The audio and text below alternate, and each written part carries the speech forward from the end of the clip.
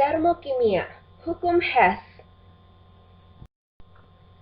Hukum Hess dikemukakan oleh German Henry Hess, seorang ahli kimia berkebangsaan Swiss. Hukum Hess menyatakan bahwa perubahan entalpi reaksi hanya tergantung pada keadaan awal dan keadaan akhir sistem, dan tidak bergantung pada jalannya reaksi atau lintasan. Hukum Hess disebut juga hukum penjumlahan kalor. Hukum Hess dapat dinyatakan dalam siklus entalpi, diagram tingkat energi, dan persamaan reaksi. Hukum Hess sangat berguna untuk menghitung perubahan entalpi dari reaksi yang tidak dapat diperoleh secara eksperimen. Pada diagram tingkat energi, arah panah nilai perubahan entalpi atau delta H selalu dari reaktan menuju produk. Pada reaksi eksoterm, arah panah delta H ke bawah. Pada reaksi endoterm, arah panah delta H adalah ke atas. Perhatikan diagram di samping ini. Reaksi di atas adalah reaksi eksoterm. Lihat arah panah delta H dari reaktan ke produk ke bawah. Diagram pertama menunjukkan reaksi satu tahap. Diagram kedua melibatkan reaksi intermediate. Namun, perubahan entalpi akhir tetap sama, yaitu A. Pada reaksi kedua, A diperoleh dari C dikurangi B. Siklus entalpi dinyatakan dengan arah panah menggunakan operasi vektor. Kita lihat gambar pertama. Pada gambar pertama, A kecil adalah arah panah dari reaktan A menuju produk B. B kecil adalah arah panah dari reaktan A menuju intermediate. Dan C kecil adalah arah panah dari intermediate menuju produk.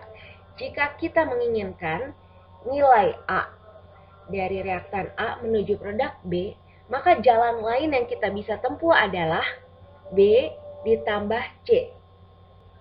Untuk gambar kedua, kita lihat A kecil diperoleh dari reaktan A menuju produk B, B kecil diperoleh dari reaktan A menuju intermediate, dan C kecil diperoleh dari produk B menuju intermediate.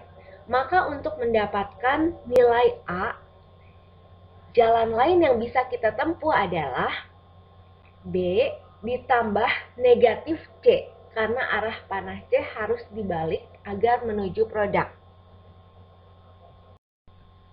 Diketahui reaksi berikut. Pembakaran glukosa C6H12O6 yang dibakar dengan oksigen menghasilkan CO2 dan H2O. Perubahan entalpinya adalah sebesar negatif 2820 kJ per mol. Ini adalah reaksi eksoterm. Pembakaran etanol C2H5OH direaksikan dengan oksigen menghasilkan CO2 dan H2O. Delta H sama dengan min 1380 kJ per mol. Ini juga adalah reaksi eksoterm. Tentukanlah perubahan entalpi untuk proses fermentasi glukosa, yaitu glukosa yang berubah menjadi etanol dan CO2. Berapakah perubahan entalpinya? Penyelesaian menggunakan persamaan reaksi. Langkah pertama yang harus kita lakukan adalah melihat tujuan. Tujuan adalah yang ditanyakan, yaitu perubahan entalpi dari glukosa menjadi etanol. Kemudian kita lihat persamaan reaksi yang pertama dan kedua. Yang pertama, glukosa C6H12O6 ada di sebelah kiri.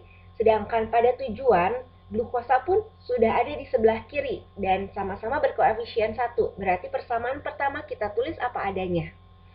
Untuk persamaan reaksi yang kedua, kita lihat etanol berada pada sebelah kiri dan berkoefisien 1. Sedangkan pada tujuan, etanol berada di sebelah kanan dan berkoefisien 2. Maka persamaan reaksi yang kedua ini kita balik dan kita kalikan 2. Begitu pula dengan perubahan entalpinya. Perubahan entalpinya pun kita balik dan kita kali 2.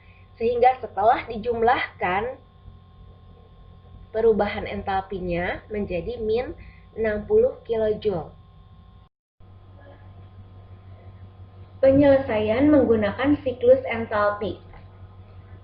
Kita tuliskan dahulu reaksi yang menjadi tujuan kita, yaitu penguraian glukosa menjadi etanol dan CO2. Kemudian, pembakaran glukosa dalam siklus ini terdapat di sebelah kiri dengan arah panah ke bawah menuju CO2 dan H2O. Dan pembakaran etanol ditulis di sebelah kanan dengan arah panah ke bawah menuju CO2 dan H2O. Kita harus memastikan koefisien setara. Pada reaksi pembakaran glukosa, kita tambahkan 6O2 untuk menyetarakan. Pada reaksi pembakaran etanol, koefisien dikali 2 dan ditambah 6 oksigen. Perubahan entalpi penguraian glukosa menjadi etanol dan CO2 sama dengan delta Ha diperoleh dengan cara delta Hb ditambah negatif delta Hc. Delta Hc sama dengan 2 kali negatif 1380, sehingga diperoleh delta Ha sama dengan negatif 60 kJ. Penyelesaian menggunakan diagram tingkat energi.